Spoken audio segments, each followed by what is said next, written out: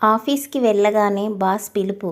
రేపటి నుంచి ఈమెకి నువ్వే ట్రైనింగ్ ఇవ్వాలి అంటూ ఒక అమ్మాయిని చూపించారు. గుండ్రని మోము, కాటుక కళ్ళు, బ్లాక్ అండ్ వైట్ డ్రెస్లో చక్కని చుక్కలా ఉంది. ఆమెను చూడగానే కళ్ళు జిగేల్మన్నాయి.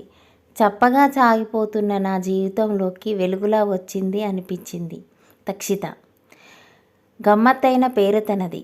సార్ మీరు అని సంబోధిస్తుంటే గారెలు బూరెలు వద్దు, పేరు పెట్టి పిలిస్తే చాలు అన్నా. ఫోన్ నెంబర్లు ఇచ్చి పుచ్చుకుంటే ఫోన్ ఎక్కువగా వాడనని చెప్పా. నేనేమైనా మీ గర్ల్ఫ్రెండ్నా? అస్తమానం ఫోన్ చేసి విసిగించడానికి? అవసరమైతేనే చేస్తా అంది. అమ్మాయి బాగా చొరవ తీసుకునే రకమని అర్థమైంది. వీకెండ్లో తను పిలిస్తే చెప్పిన చోటికి వెళ్ళాను. ఓ గ్యాంగ్ని వెంటేసుకొని వచ్చింది.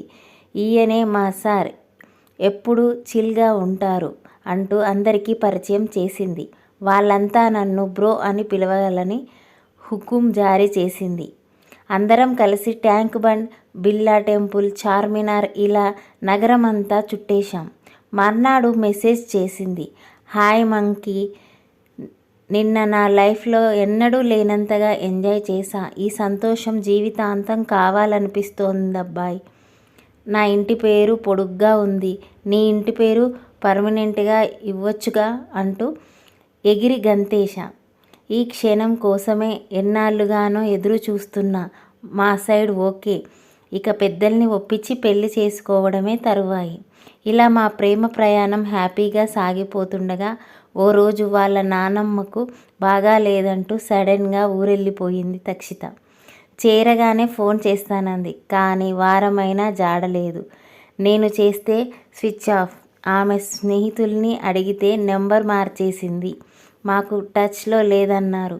మా ఊరికి వెళ్ళాలంటే 10 గంటల ప్రయాణం అని ఓసారి చెప్పినట్టు గుర్తు. అయినా అన్ని రకాలుగా తన గురించి తెలుసుకోవడానికి ప్రయత్నించా. ఈ బాధ ఎదురు చూపుల్లో ఉండగానే నన్ను బదిలీ చేశారు. తక్షిత జ్ఞాపకాలతో ముడిపడిన ఆఫీసు వదిలి వెళ్ళనని ఎంత బతిమాలినా మేనేజ్మెంట్ వినలేదు. చేసేదేమీ లేక వేరే రాష్ట్రానికి వెళ్ళా. అక్కడ చలాకీగా ఉండే ఏ అమ్మాయిని చూసినా తక్షిత రూపమే కళ్ళ ముందు మెదిలేది. నా చెక్కిళ్ళపై కన్నీళ్లు నిలిచేవి.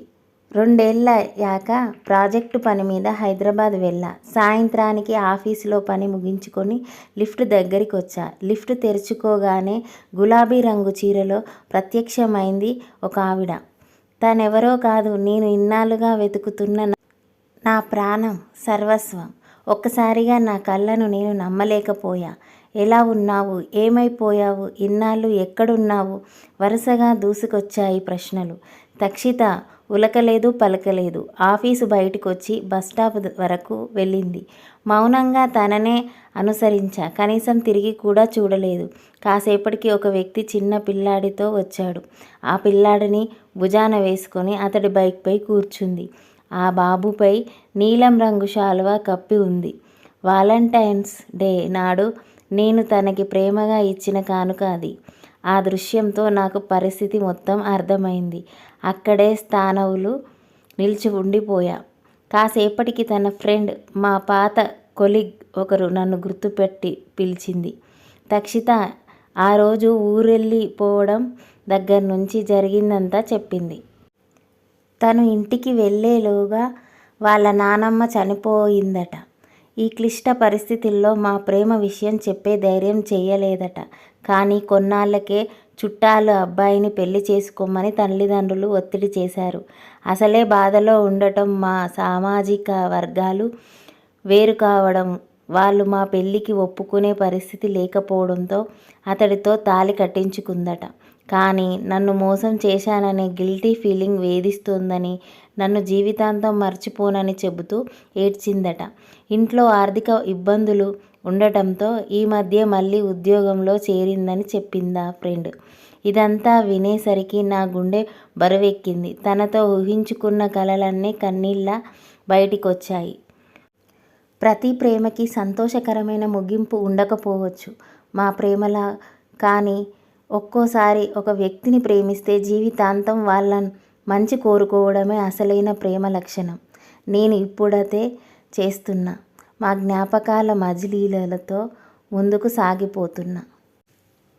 ఈ వీడియోని మీకు నచ్చినట్లయితే లైక్ చేయండి. మరిన్ని ఇలాంటి వీడియోస్ కోసం నా ఛానల్ని సబ్స్క్రైబ్ చేసుకోండి. Thank you for watching.